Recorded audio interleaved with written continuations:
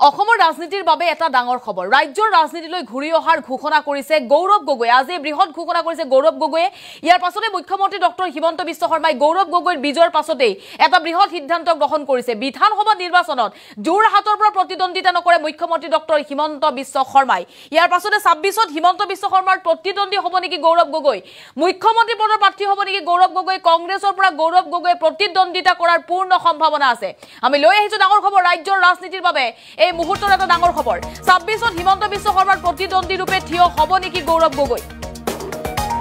এই মুহূৰ্তৰ এটা ডাঙৰ খবৰ মুখ্যমন্ত্ৰী পদৰ প্ৰাৰ্থী হোৱাৰ সম্ভাৱনা গৌৰৱ গগৈ আজি গৌৰৱ গগৈয়ে আনুষ্ঠানিকভাৱে ৰাষ্ট্ৰীয় ৰাজনীতিৰ পৰা ৰাজ্যৰ ৰাজনীতিত ভৰি দিম বুলি মন্তব্য কৰিছে কংগ্ৰেছক প্ৰতিনিধিত্ব কৰিব পাৰে গৌৰৱ গগৈয়ে আৰু ৰাজ্যৰ ৰাজনীতিলৈ আহিব বুলি ঘোষণা কৰিছে গৌৰৱ গগৈ অসমৰ ৰাজনীতিলৈ গৌৰৱ গগৈ ঘূৰি আহিব বুলি মন্তব্য কৰিছে ইয়াৰ পাছতে তীব্ৰ প্ৰত্যাহ্বানৰ সন্মুখীন হ'ব পাৰে বিজেপি 26ৰ নিৰ্বাচনক লৈ গৌৰৱ গগৈৰ তাৎপৰ্যপূৰ্ণ মন্তব্য আৰু মই অসমত কংগ্ৰেছ দল শক্তিশালী কৰিব বিচাৰো বুলি মন্তব্য কৰিছে কংগ্ৰেছ অসমত শক্তিশালী কৰিবলৈ অসমলৈ ঘূৰি আহিব নেকি গৌৰৱ গগৈ মই নিজ ৰাজ্যত কাম কৰিব বিচাৰো কংগ্ৰেছত বহু মেধাৱী সাংসদ আছে বুলি মন্তব্য কৰিছে গৌৰৱ গগৈয়ে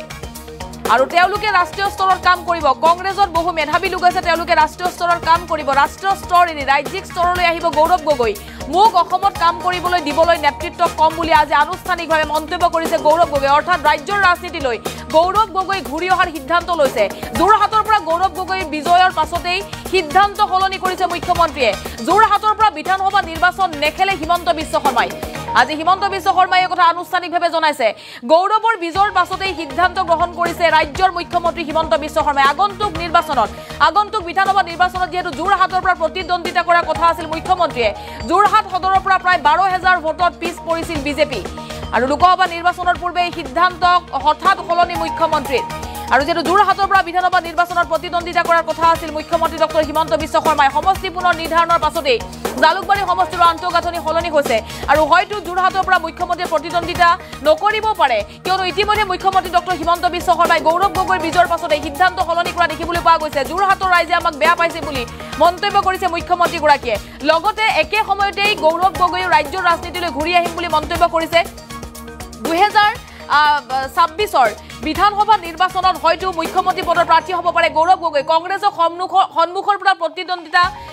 কৰিব পাৰে প্ৰতিনিধিত্ব কৰিব পাৰে কংগ্ৰেছৰ সন্মুখৰ পৰা গৌৰৱ গগৈয়ে আৰু কংগ্ৰেছক শক্তিশালী কৰিবলৈ অসমলৈ গৌৰৱ গগৈ ঘূৰি আহিব বুলি মন্তব্য কৰিছে আৰু লোকসভা নিৰ্বাচনত বিজয়ৰ পাছতেই ৰাজ্যৰ ৰাজনীতিলৈ ঘূৰি আহিম বুলি গৌৰৱ গগৈৰ বৃহৎ মন্তব্য তাৰ পাছতেই ৰাজ্যৰ ৰাজনীতিত চৰ্চা আৰম্ভ হৈছে ৰাষ্ট্ৰীয় স্তৰত বহু কংগ্ৰেছৰ মেধাৱী লোক আছে বহু মেধাৱী নেতা আছে তেওঁলোকে ৰাষ্ট্ৰীয় স্তৰত কাম কৰিব আৰু ৰাজ্যিক স্তৰ অৰ্থাৎ অসমলৈ ঘূৰি আহিব গৌৰৱ গগৈ আৰু হয়তো বিধানসভা নিৰ্বাচনত গৌৰৱ গগৈ নামি পৰিব পাৰে কংগ্ৰেছক সন্মুখৰ পৰা প্ৰতিনিধিত্ব কৰিব পাৰে গৌৰৱ গগৈ আৰু মুখ্যমন্ত্ৰী ডক্টৰ হিমন্ত বিশ্ব শৰ্মাৰ প্ৰতিদ্বন্দ্বী হ'ব পাৰে গৌৰৱ গগৈ এই মুহূৰ্তত গৌৰৱ গগৈৰ মন্তব্য আছে কি কৈছিল গৌৰৱ গগৈয়ে শুনক মন্তব্য এই মধ্যে ক'লো যে বাহিৰৰ ৰাজ্যত দলটোক শক্তিশালী কৰাতকৈ মই নিজৰ অসমৰ দলটো শক্তিশালী কৰাটো বিচাৰোঁ এতিয়া ৰাজস্থানত মই স্ক্ৰিনিং কমিটি পশ্চিমবংগৰ তত্ত্বাৱধায়ক মণিপুৰৰ তত্ত্বাৱধায়ক আমাৰ নিৰ্বাচন 2 বছৰ পিছত আছে মোক যদি সোধে তো মই ক'ম বাহিৰত দলক শক্তিশালী কৰাতকৈ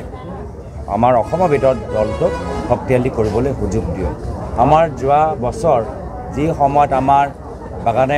যাত্ৰা চলি আছিল সেই সময়ত মই অসমত থাকিবই নোৱাৰিলোঁ মই ৰাজস্থানত 2.5 মাহ থাকিবলৈ হ'ল মই আমাৰ তিনিচুকীয়া ডিব্ৰুগড়ত য'ত বাগানে যাত্ৰা আমাৰ প্ৰদেশ কংগ্ৰেছৰ সভাপতি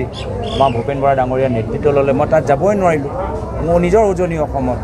নিজৰ জিলাৰ ভিতৰত মই চব বাগানত যাব নোৱাৰিলোঁ তো সেইটো মই আপত্তি জনাইছোঁ যে আমাৰ দলৰ ভিতৰত বহুত আমাৰ মেধাৱী সাংসদসকল আছে নেতাসকল আছে মোক নিজৰ অসমত অলপ কাম কৰিবলৈ আৰু আপোনালোকে মন্তব্য শুনিছে গৌৰৱ গগৈ ৰাজ্যৰ ৰাজনীতিলৈ ঘূৰি আহিম বুলি গৌৰৱ গগৈ মন্তব্য কৰিছে শীৰ্ষ নেতৃত্ব গৌৰৱ গগৈ এই সন্দৰ্ভত কম বুলি কৈছে আৰু ৰাজ্যৰ ৰাজনীতিলৈ যদি গৌৰৱ গগৈ উভতি আহে কংগ্ৰেছক শক্তিশালী কৰিবলৈ গৌৰৱ গগৈ উভতি আহিম বুলি কৈছে তেতিয়াহ'লে 26ত বিজেপিৰ বাবে প্ৰত্যাহ্বান হ'ব পাৰে মুখ্যমন্ত্ৰীৰ প্ৰতিদ্বন্দ্বী হ'ব পাৰে গৌৰৱ গগৈ আৰু মুখ্যমন্ত্ৰী পদৰ প্ৰাৰ্থী হোৱাৰ সম্ভাৱনা আছে গৌৰৱ গগৈ আৰু কংগ্ৰেছে গৌৰৱ গগৈক লৈ এবাৰ আশা কৰিছে আৰু তাৰ পাছতে মুখ্যমন্ত্ৰী ডক্টৰ হিমন্ত বিশ্ব শৰ্মাই আজিৰ দিনটোত একে সময়তে মুখ্যমন্ত্ৰীগৰাকীয়ে জনাইছে যে বিধানসভা নিৰ্বাচনত যোৰহাটৰ পৰা প্ৰতিদ্বন্দ্বিতা নকৰে মুখ্যমন্ত্ৰীয়ে কি কৈছিল মুখ্যমন্ত্ৰী ডক্টৰ হিমন্ত বিশ্ব শৰ্মাই মন্তব্য শুনক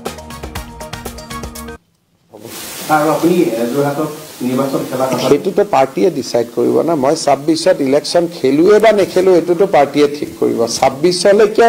মই আছো 26ৰ পিছত কি হয় এটোতো পাৰ্টিয়ে ঠিক কৰিব গতিকে হেতু লৈ পেলাই আজি আপুনি আলোচনা কৰি লাভ নাই কিন্তু স্বাভাৱিকভাৱে যোৰহাটৰ যিটো ৰিজাল্ট সেইটো ৰিজাল্টত মই ইলেকশ্যন খেলিবলৈ তাতে মই গৈ বহুত কষ্ট কৰিব লাগিব অসমৰ বাকি জায়গাত তেতিয়া মোৰ কাম কৰাৰ সুবিধা মই নাপামে তেতিয়া মই তাতেই গৈ লাগি থাকিব লাগিব এটা পাৰ্টিয়ে ইমান সময় মোক তাতে দিব দিয়ে নে নিদিয়ে হেতু তাতটো প্ৰত্যাহ্বান আছে কাৰণ যোৰহাট সমষ্টিটো আমি 15000 কিমানত হাৰিছো 12000 ভোটত হাৰিছো গতিকে মই গুৱাহাটীত লিড লৈছো 60000 মোৰ নতুন সমষ্টি যত মই এদিনো যোৱা নাই মোৰ নতুন যেটো জালুকবাৰী সমষ্টি তাত মই এটা দিনো যোৱা নাই এটা দিনো নোযোৱাকৈ মই লিড লৈছো 60000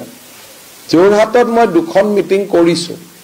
তাৰ পিছত হাৰিছো 15000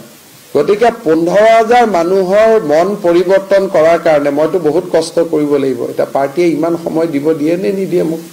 গতিকে এটো পৰিবেশ আৰু পৰিস্থিতিৰ লগত দেখা যাব গৈটো উঠিলে নহব না তাৰ আগতেতো কামো কৰিব লাগিব মই কলো যে যোৰহাটৰ মানুহে কিবা কাৰণে আমাক বেয়া পাইছে আমাক ভোট দিয়া নাই তো খুদিব যাব লাগিব কিয় বেয়া পাইছে যেতিয়া অসমত সকলো মানুহে আপোনাক ভাল পায় আৰু এটা জায়গাৰ মানুহে বেয়া পায় মেপখন আপুনি চাওক যোৰহাটত আবৰি আছে ডিব্ৰুগড় তাতে আপুনি 2021তকৈ বেছি ভোট পাইছে তাৰ পিছত যোৰহাট সমষ্টিক কোনে আবৰি আছে লখিমপুৰ যোৰহাট সমষ্টিক অলপ কোনে চুই গৈছে তেজপুৰে যোৰহাট সমষ্টি কোনে চুই গৈছে কাজিৰঙা চাৰিওফালে আপুনি জিকিছে আৰু শুদ্ধ অসমীয়া মানুহৰ সমষ্টি বিলাকত জিকিছে তাৰ মাজত যদি আপুনি যোৰহাট জিকা নাই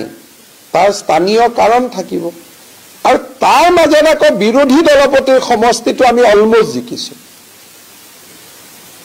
কংগ্ৰেছৰ অৱস্থা চাওক